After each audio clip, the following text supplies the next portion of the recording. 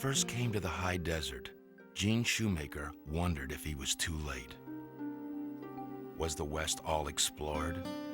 The battles fought? Mysteries solved? But geologists are taught that truth lies in the rocks and dirt underfoot. Step by step, he pressed the earth for its secrets. What Gene Shoemaker found has made the ground itself less firm. Planet Earth not nearly as safe as we always assumed.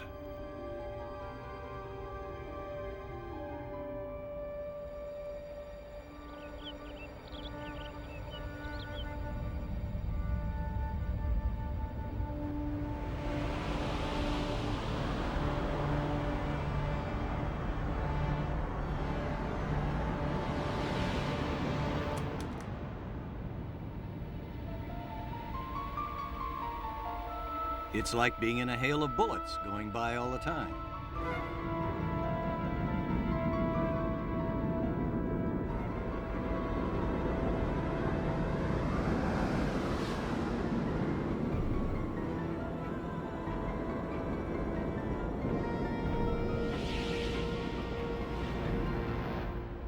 They are bullets.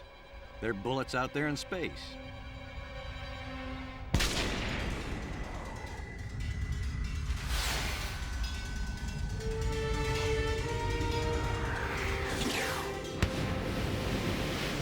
These things have hit the Earth in the past. They will hit the Earth in the future.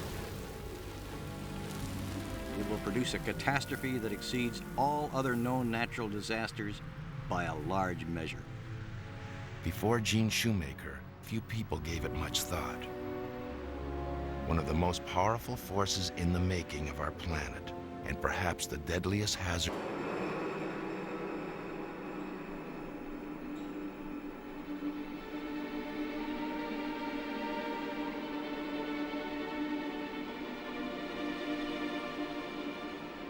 March 23rd, 1993. Great telescopes around the world aimed their sights deep into the night.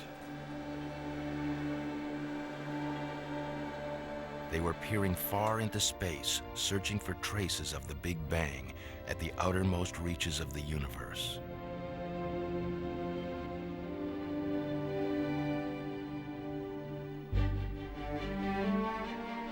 But at one tiny telescope on a lonesome peak in California, three old friends were rummaging in a part of space much closer to home. 5, 4, 3, 2, 1. I'm on. Gene Shoemaker, geologist, was looking for rocks, not on the ground, but in the sky. That night, he and his team found something astounding, a portent of another kind of Big Bang. Comet Shoemaker-Levy 9 first appeared as a faint smudge in space. It grew into a blazing streak of light. By the time it smashed into Jupiter, every major telescope in the world was watching. The impact unleashed fiery plumes large enough to incinerate the Earth, and it raised a terrifying question. Could it happen here? And what if it did? When we get to something in the ballpark of a mile in diameter hitting the Earth, it'll produce a catastrophe that exceeds all other known natural disasters by a large measure. In fact, the energy delivered would be like taking all of the world's nuclear weapons, putting them all in one pile and setting them all off at once. Actually, it'd be a little bit more energy than that. Once scientists had said it could never happen. Now many were shocked. Some talked about the end of the world.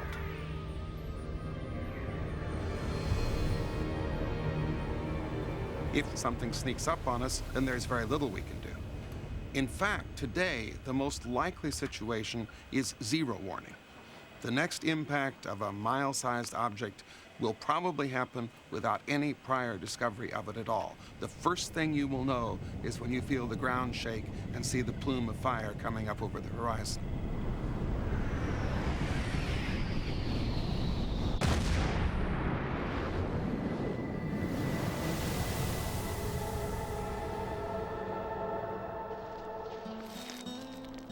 He'd been taught cosmic collisions are inconceivable. But Gene Shoemaker likes to make up his mind for himself. It was a path that I personally traveled in small steps. I had to teach myself that, in fact, if one really pursues the observations, the world is telling us that big things do fall out of the sky.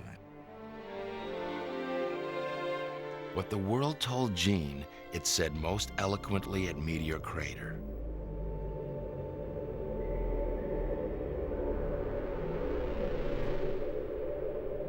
The gaping hole in the Arizona desert, nearly a mile wide, spoke of sudden disaster, catastrophe falling from the sky with deadly impact.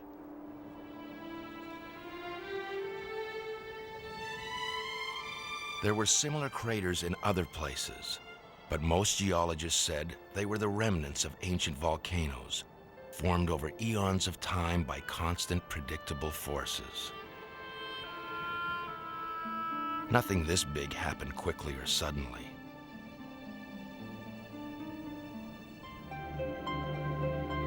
Fiery rocks falling from the sky have long been believed to predict disaster, not cause it.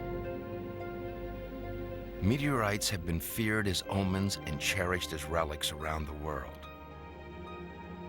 For thousands of years, they were our only way of touching the sky, mysterious messengers from space.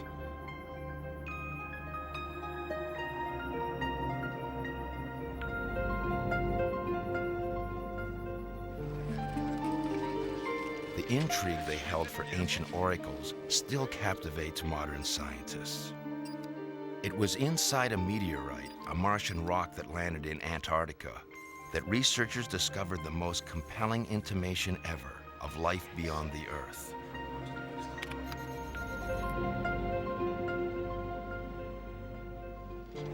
Meteorites are chunks broken off larger celestial bodies. When they crash through Earth's atmosphere, most lose speed and power, so even big ones measuring up to 10 feet across usually don't cause damage on a large scale.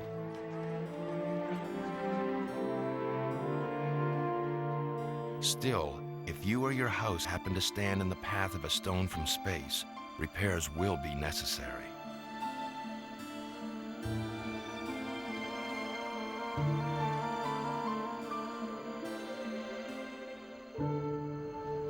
My house, watching TV, and next thing you know, I heard this loud noise, sounded like a car accident.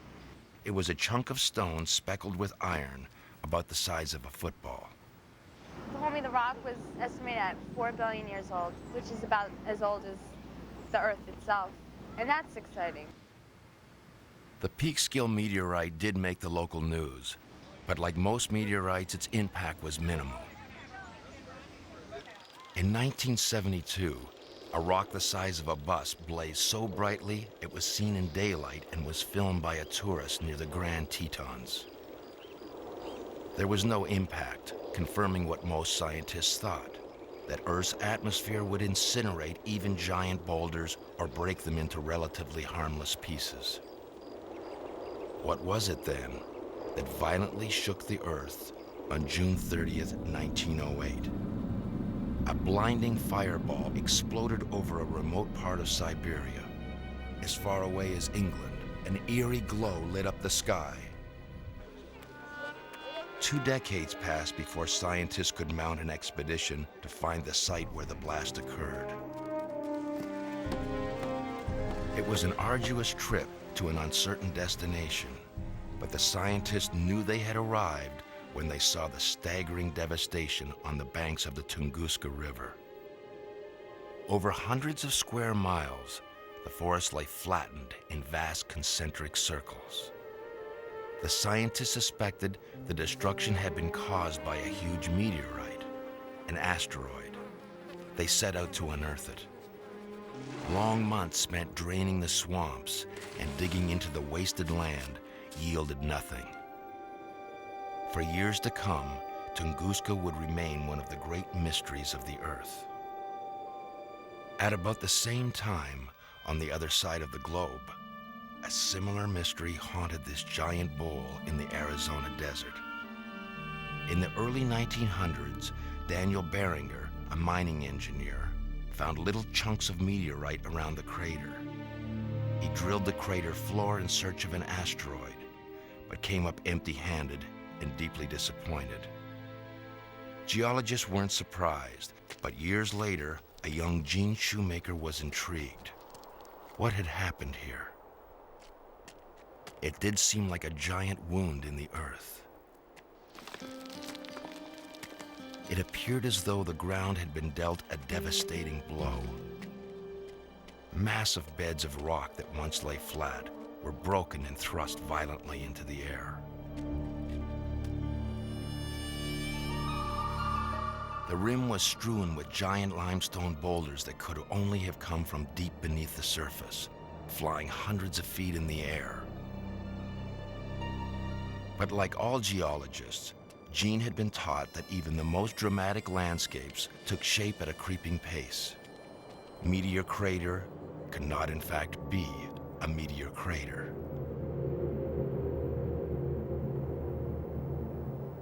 People say, yes, meteorites fall out of the sky. We accept that. A chunk that big, I accept that that falls out of the sky. But it was an intellectual leap to go from a fist-sized stone to a mountain and have a mountain come down out of the sky. As an undergraduate student, I didn't learn anything about impact. It wasn't part of geology at that time. Geologists are the kind of folk that like to say, I'd like to see what the process is. I'd like to see it happen. Then I believe that it's happened in the past. Gene Shoemaker was one geologist who saw something happen that would lead him to question the fundamental principles of his profession. He was in his 20s when he took on a job at the top-secret Nevada test site.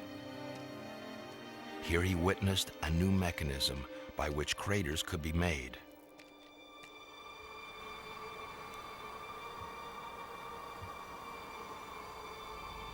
It all takes place in utter silence until finally, the shock wave.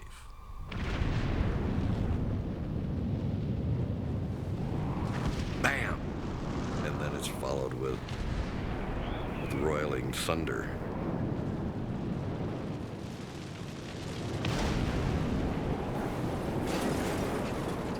It's throbbing, and you can feel the sound in your whole body. And that's a very dramatic thing to watch, too. Never before had so much energy been harnessed or released. Could nature do the same? This crater had not taken shape over thousands of years. It was created in an instant, and it reminded Gene of another place he'd seen.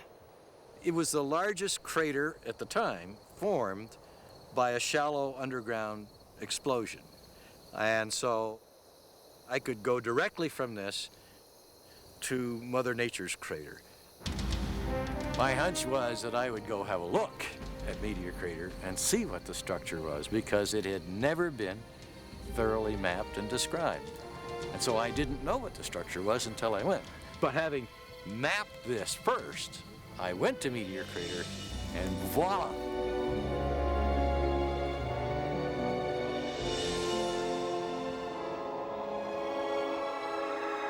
I was astounded that all of the parts of the crater that I could see in the little nuclear crater were reproduced here on a giant scale, including right down to the pieces of melted material.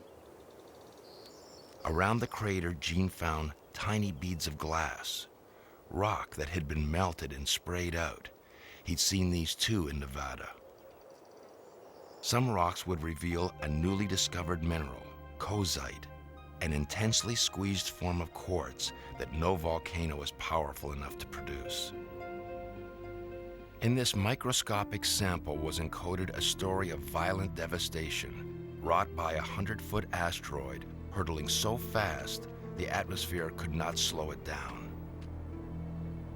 Gene Shoemaker had found the fingerprint of impact. It was the first conclusive proof of an impact crater on Earth. An affront to centuries of scientific conviction. and a challenge even to the professor's devoted students. Dr. Susan Kiefer once studied with Gene in graduate school. One day, Gene said, I'm going to show you what an impact is. So he grabbed a fairly large rifle, and we... This is my favorite rifle. I don't want to see this rifle again after what happened that day. Recognize this suit? And then Gene told me to shoot the rock, which I did. What happened is it just kicked. The rifle came back and hit me in the nose and broke my glasses. And he looked at me and said, haven't you ever fired a gun before? And I said, no. It's all right. Here's Annie Oakley with her nemesis. The ideas that Gene was proposing not only made individual people uncomfortable, but at a gut level, whole schools of academic thinking. That was the battle that had to be fought against. And he, I feel, really did that almost single-handedly.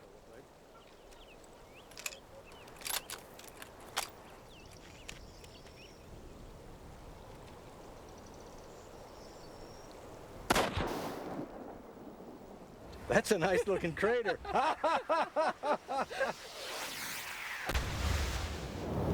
Sue's lesson was simple but revolutionary.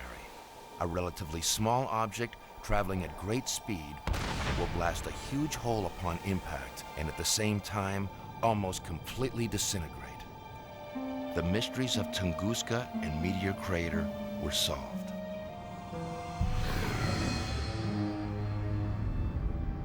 It came from over there, from that direction. We look up in the sky and we see a brilliant fireball that's being made by the asteroid or meteorite as it's coming in, and it gets brighter and brighter and brighter.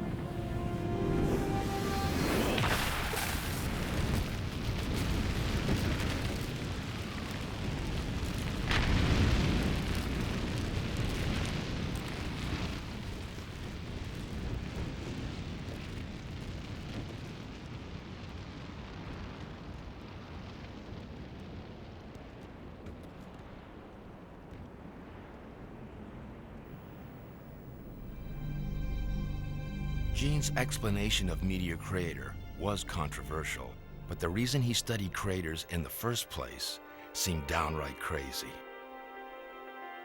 When he was 20 years old, more than a decade before the space program, Gene had a hunch America would soon go to the moon.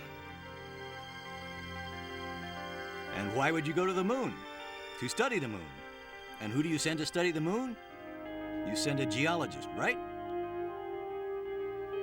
I was going to do whatever I could do to stand at the head of the line when the time came to be the geologist chosen to go to the moon. Can you imagine any greater adventure? I couldn't. I thought, well, I better learn something about craters.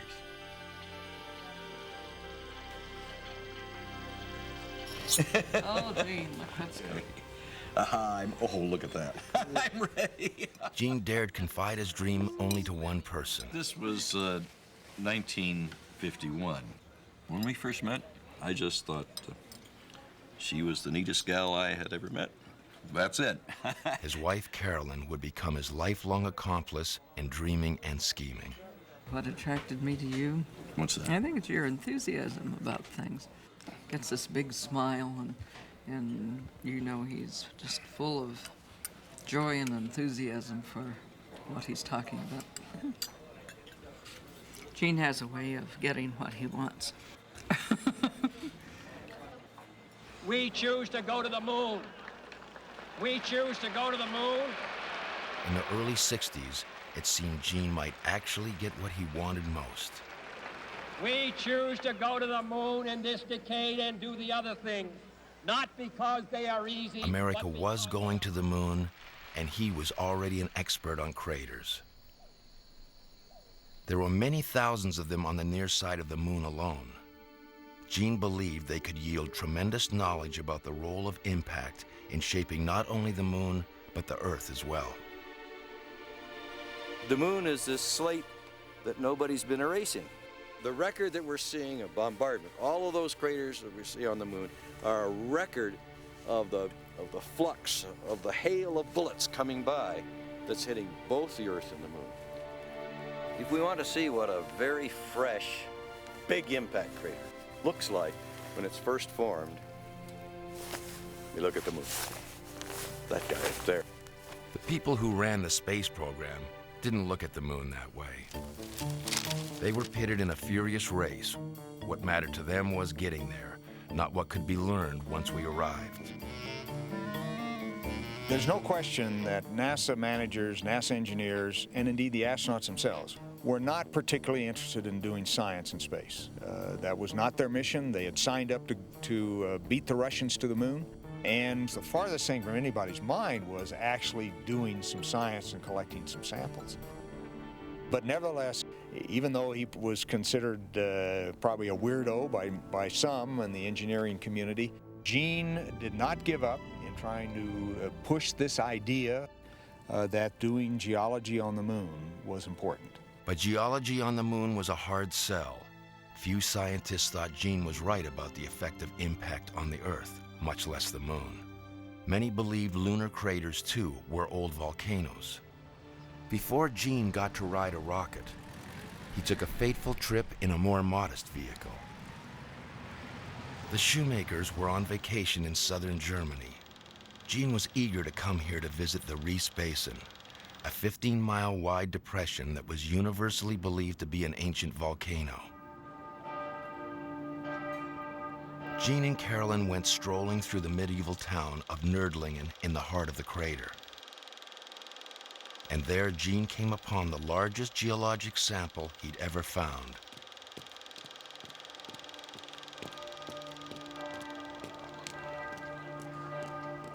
St. George's Church, 500 years old, was built of local stone. Just looking at the rock made me stop and say, whoa, wait a minute, what's this? I think I know what this is because I've seen something like that before. The walls were riddled with glass formed from shocked and melted rock. Gene didn't need a microscope to know they contained kozite.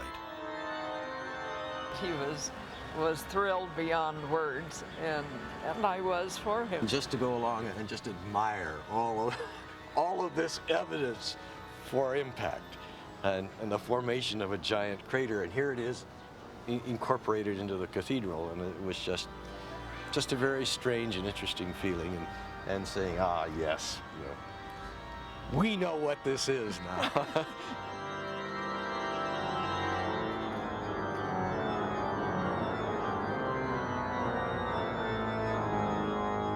The Reese is nearly 20 times as big as Meteor Crater.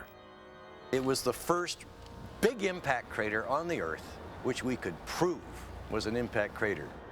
And that just changed the whole ballgame.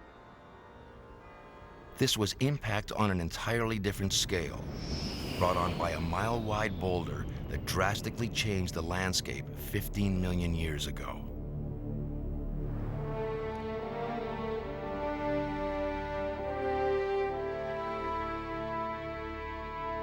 Suddenly, giant circular scars of impact were recognized all over the globe. Some were 200 miles wide.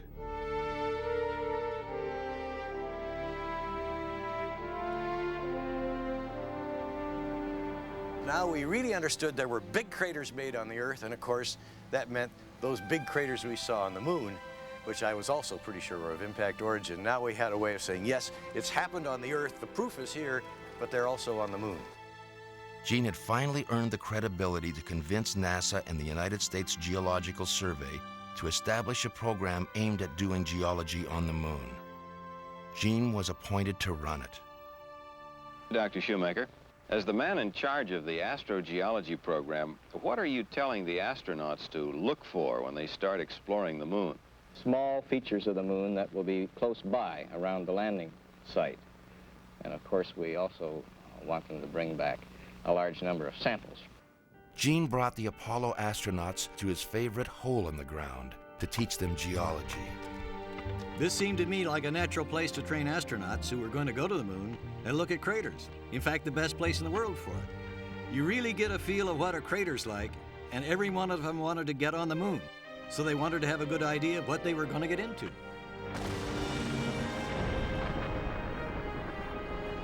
For added realism, Gene's team blasted a replica of a lunar crater field not far from his home. There he participated in the design and testing of many of the vehicles and tools used on the moon.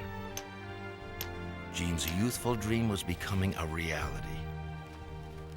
His vindication as a scientist and his greatest adventure would soon be won.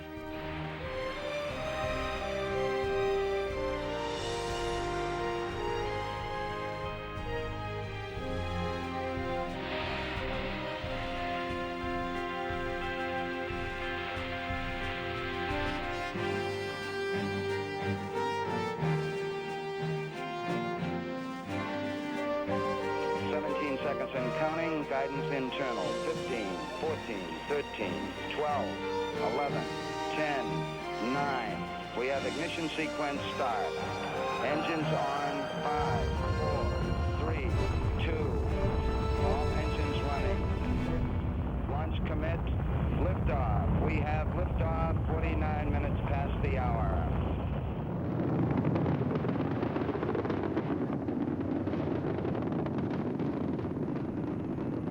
Houston, you are go for orbit. Go for orbit. No, I'm not going to make it to the moon. Just at the critical time when I could have been standing at the head of the line to go to the moon, my adrenal cortex, my adrenal glands, stopped functioning, and I knew that would just knock me out of the running medically. When you had that idea in your head for 15 years, it doesn't go away right away. Gene remained with the lunar program as one of its chief scientists. His dream of doing geology on the moon came true vicariously. His friend and protege, Dr. Jack Schmidt, flew aboard Apollo 17. As Gene watched, his theories about the effects of impact on the moon were confirmed live on TV. Every rock you looked at, you pick up a rock or look at a large boulder, and there's a little pit there that's caused by a micrometeor impact. It became clear that the dominant geological process on the moon was meteor and cometary impact. If I go down there, that thing's about 15 feet deep. I was immensely pleased and proud of Jack, but of course I was wistful too. I couldn't help feeling that there, but for that failed adrenal gland, go I. We're getting in your bag here. Got it? I used to have dreams that I got there, I got to the moon. I was there doing geology. Even after, for a long time. I had to go do other things. You saw me standing alone, without a dream in my heart, without a love of my own. His feet would never leave the ground, but Gene was intent on making his own way into space. He'd found the scars of impacts that happened in the distant past. Now, he'd be one of the very first to find out if there were bullets out there that might strike the Earth in the future. It was an obscure, lonesome effort and involved frequent night-long drives to an observatory far from home. But in time, Gene found a new collaborator and companion for the road, a housewife who decided she too would become an astronomer.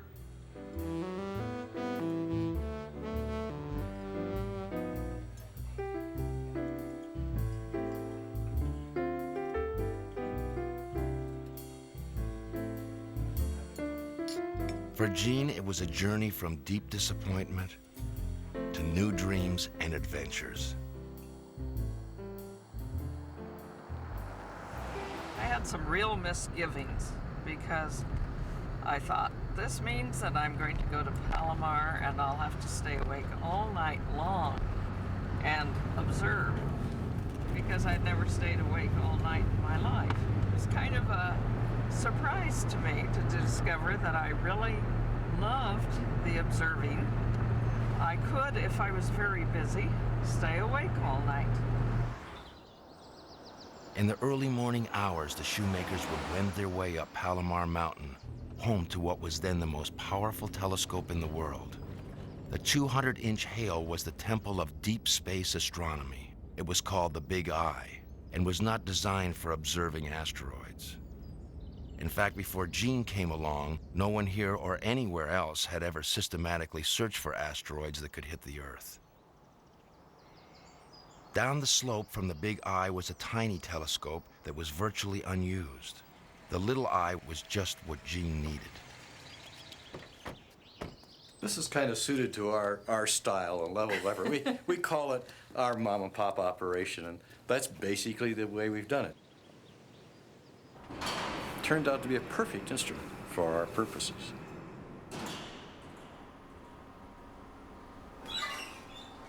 Compared with the giant up the slope, the Little Eye did not look far, but it looked very wide.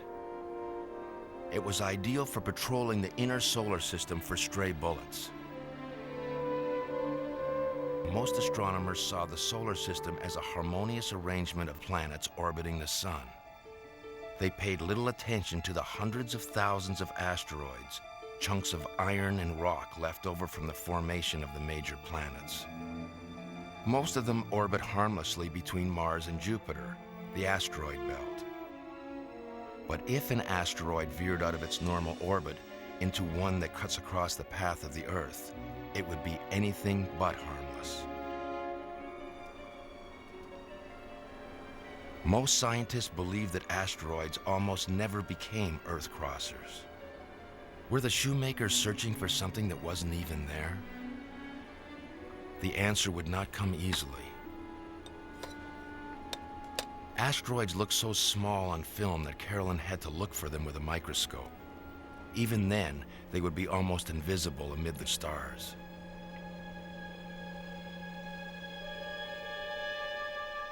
But slowly they emerge from the dark, tiny dim blurs. Since they're so much closer to Earth than the stars, they seem to streak through the sky. In 1989, other astronomers captured the first ever close-up of an asteroid using a giant radar dish. This huge rock was more than a mile across. Later radar images showed even more ominous asteroids, mountains tumbling through space. Toutatis, a giant boulder doing 70,000 miles an hour, regularly cuts across the path of the Earth.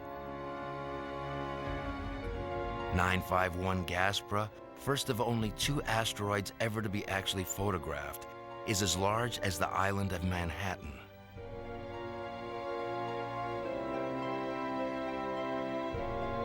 (243 Ida is more than twice as large. Like Gaspra, it isn't an Earth crosser. But if it were, it could blast a hole as wide as the state of Texas. Gene didn't make it to the moon, but together with Carolyn, he's discovered scores of new celestial bodies.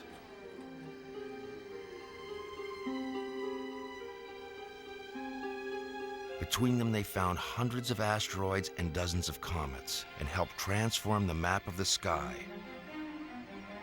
The solar system would never again seem stable or predictable. The harmony of the planets turned into a threatening cacophony.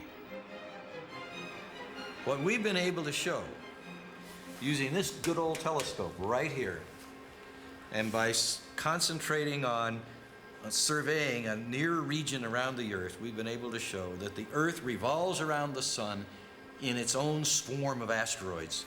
These things will hit the Earth in the future. They have hit the Earth in the past. These are the Earth-crossing asteroids.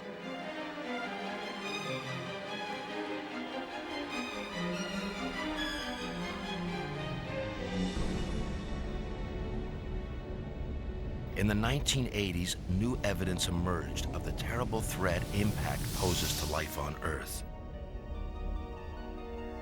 Deep beneath Mexico's Yucatan Peninsula is a 190-mile wide crater, made by 100 million megaton impact.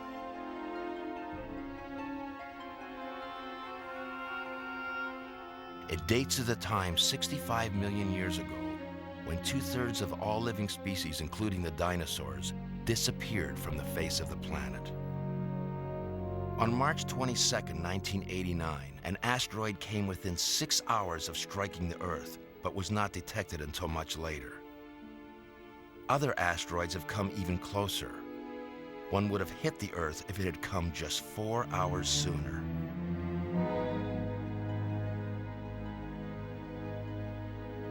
I don't think that people took the notion of the hazard of impact seriously in the early days of our work here. First of all, it took a while for the news to get out.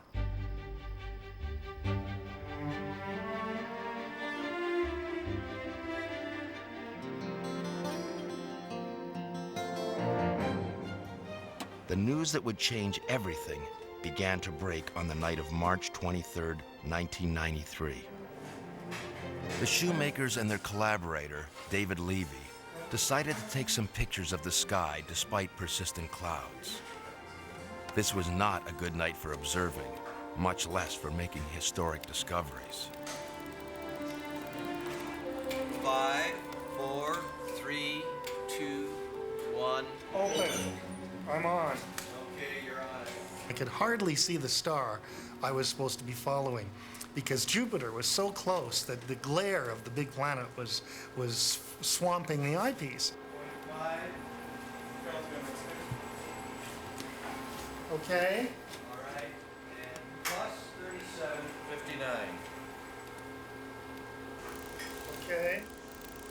I started to examine the film, looking at all the things that I knew would be there, the ghost image of Jupiter and the spikes that we see on the films when we've got a very bright star or a bright planet.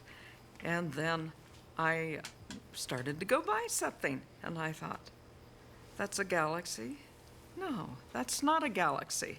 And here was this most unusual looking object, and I thought, it looks like a comet. It looked like a comet, all right, except it was a comet that was stretched out. Our films don't have enough resolution to really see what the details are, because we're covering a big area of the sky, and so the comet's actually quite tiny. The team called their friend astronomer Jim Scotty, who was manning a more powerful telescope, and asked him to check their finding. He promised to call back as soon as his telescope could be repositioned.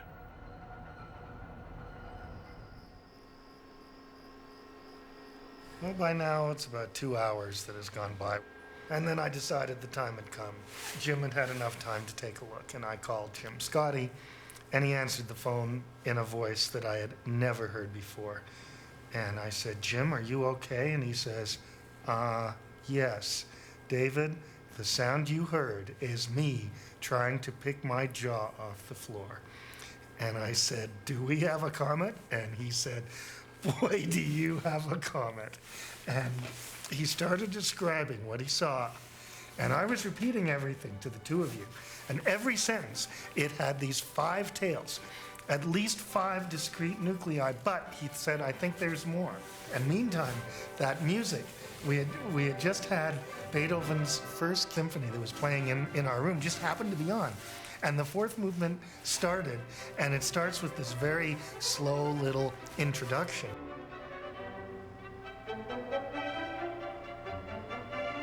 As Jim said, boy, do you have a comet? Then the symphony went into its full motion.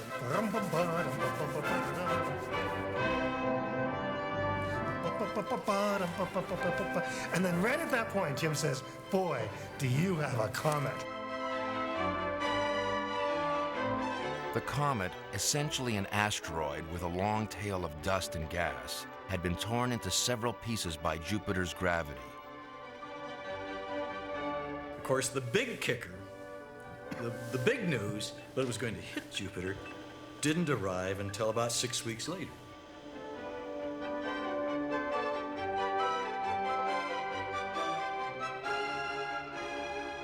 Here is this man looking at a computer screen, and it's saying, your comet, with your name on it, is going to collide with Jupiter in 14 months. And Gene was sitting there, and he was looking at it, and he was shaking his head, and he said, I don't believe it.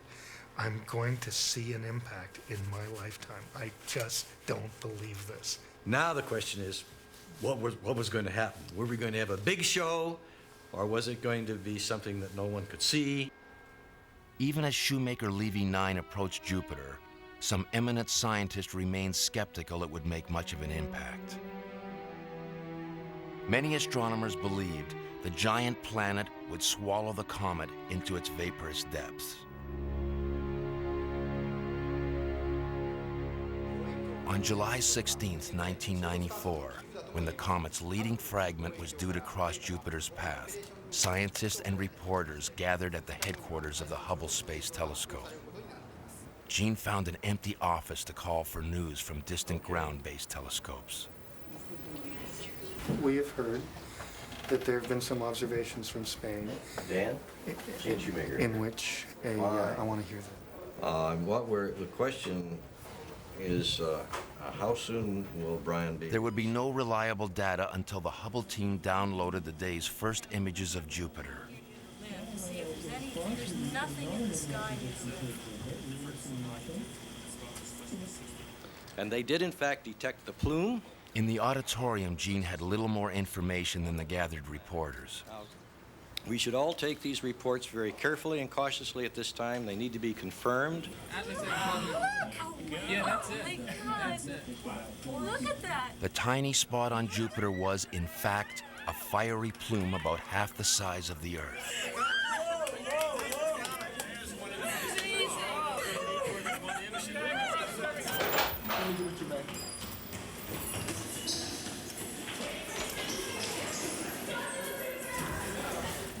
I'd like to introduce Dr. Heidi Hamill. We just downloaded the first 2 orbits, which I have a raw laser printer output. This is as raw as it gets. We can actually see the impact site itself. And I'll remind you, this is for A, the first one, not the brightest one. So we're going to have a really exciting week.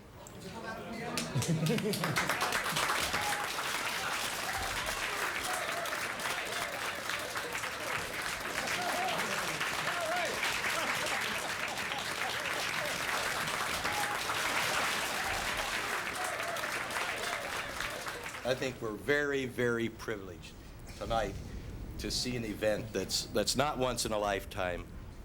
It's once in a millennium. Gene's vindication was a long time coming. Now it arrived with a 1,000,000 megaton bang. Few scientists have seen their ideas demonstrated on this magnificent scale. That was one great moment in our lives. That it vindicated what Gene had been trying to tell everybody all these years.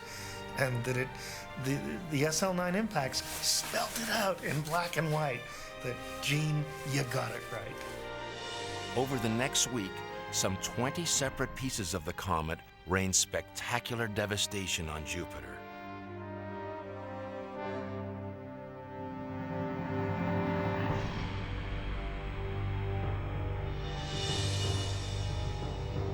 If anyone had any lingering doubts that collisions take place and that they can have frightening consequences, watching those events on Jupiter convinced us.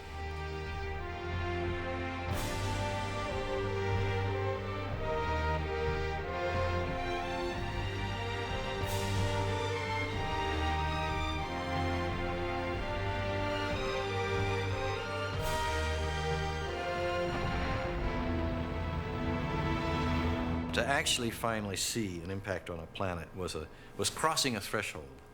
That event finally convinced most of my geological colleagues that yes, there really are large impacts, not just on Jupiter, but on the Earth as well. Could you imagine what SL9 would have looked like in its 21 pieces if they had been near the Earth? Had any one of the fragments of SL9 hit the Earth, one of the bigger fragments, we probably would have had a dark cloud covering the whole Earth in the time of an order of an hour and a half. And we saw that the clouds on Jupiter lasted for months, this fairly dark cloud. But what about even before the cloud? What about the rising temperatures with the infalling material? What about before that? If people knew that a fragment was going to hit the Earth, I wonder about the mass hysteria that could have resulted. Where would you go? People would say, where can we hide? What can we do?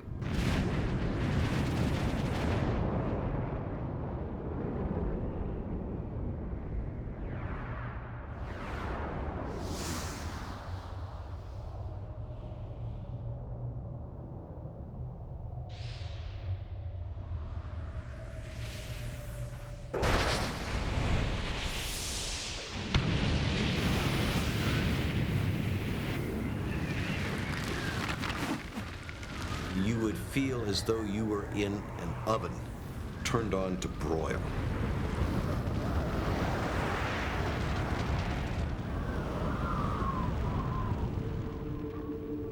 An enormous hole has been gouged in the earth, and then finally the sky will just turn black. Absolutely, completely black. Everywhere, all over the world.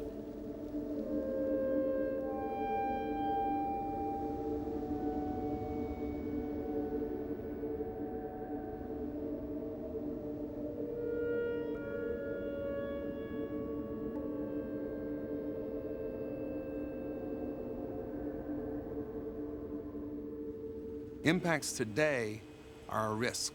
They're a hazard. They're something we need to protect ourselves against. If we don't learn how to protect ourselves against impacts, then on the long term, we are likely to be wiped out by impacts. If it happened to the dinosaurs, it could happen to us.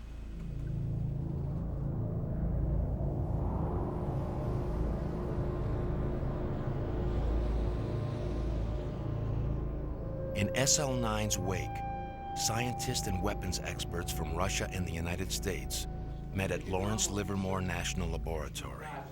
Fires, you've got massive tidal wave. So we have The topic was the end of the world. multiple mechanisms to produce extinction. You're going to have everything burned down around you. You're going to Asteroids big enough to kill a quarter of the world's human population collide with the Earth about twice in a million years. Smaller bodies capable of wiping out a major city could hit once every 2 to 3 centuries. It's going to glow for about a half an hour and set everything on fire around you. Then it's going to be pitch black. One thing that makes the comet and asteroid impact hazard so important relative to other hazards is that it is the one hazard that is capable of killing billions of people, of putting at risk our entire civilization. We could have any number of storms or earthquakes or volcanoes, and they can do terrible damage locally, but they do not put the entire planet at risk the way an impact does. Incredibly, impact is the one great natural disaster which we may be able to prevent. Many of those gathered at Lawrence Livermore were veterans of the Cold War and already knew something about confronting assault from the sky. The dimension of simulations is obviously, of course, perikinetic energy is characteristically about 100 times their mass in chemical high explosive. You have a rocket going after it. In this case, a nuclear explosion. You blow off some material, you get a reaction in this perpendicular direction, which here I've shown as being perpendicular to the closing velocity. If an approaching asteroid or comet is detected in the near future, the scenario might involve the most powerful long-range rocket in the world, the Russian Energia. Tipped with an accurate American warhead, the rocket would be detonated off the surface of the asteroid, nudging it out of its Earth-approaching orbit.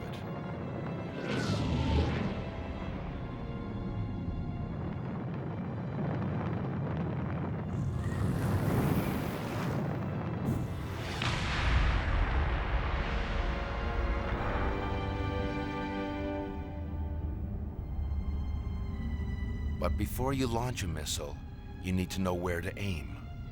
Only a fraction of large Earth-crossing asteroids have been located. This may prove to be the greatest oversight in human history.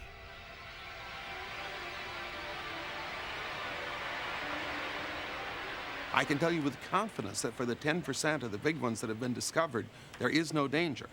but I can tell you nothing about the 90% that we have not yet discovered. So, yes, we understand the general nature of the risk, but we have not yet taken any real concrete efforts to protect ourselves or even to look and see if there's anything headed our way. More telescopes have joined the search. Even the U.S. Air Force has contributed technology and expertise. Big science has taken up the hunt for asteroids. Still, the most experienced team in the business is leading the charge from a tiny new telescope in their backyard.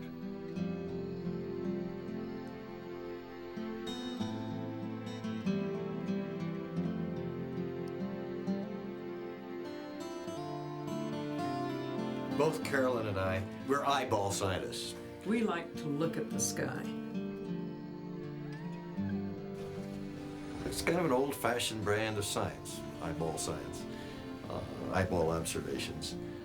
But there's still a window there for the eyeball scientist who's got the right idea to go and make wonderful discoveries. Gene and Carolyn Shoemaker should know. It's the story of their lives.